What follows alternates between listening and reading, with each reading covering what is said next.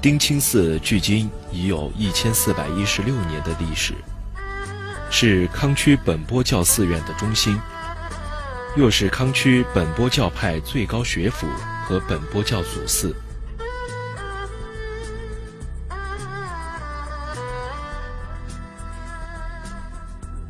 目前，丁清县境内有本钵寺庙10座，丁清寺以历史最悠久、寺庙规模最大、僧侣人数最多著称。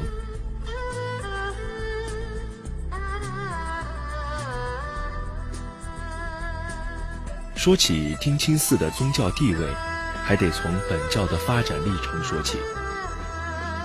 本教曾经是个覆盖整个藏区的神秘教派，产生于佛教传入西藏以前。历史上与佛教在西藏的传播产生过激烈的冲突和竞争。现存的藏传佛教是佛教与本教斗争融合的产物。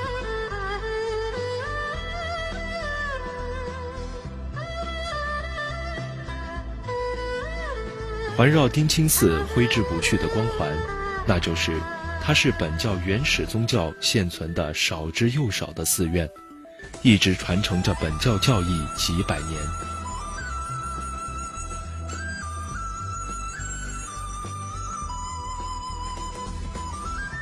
由于佛本相争时期与格鲁派发生冲突，丁清寺曾遭遇被毁的厄运。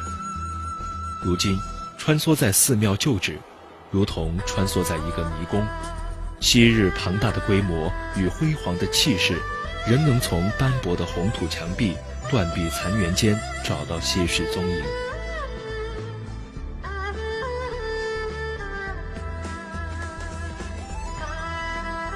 新建的丁清寺坐落在德格县城的一个3山合围的开阔地上，这里也是俯瞰县城的绝佳位置。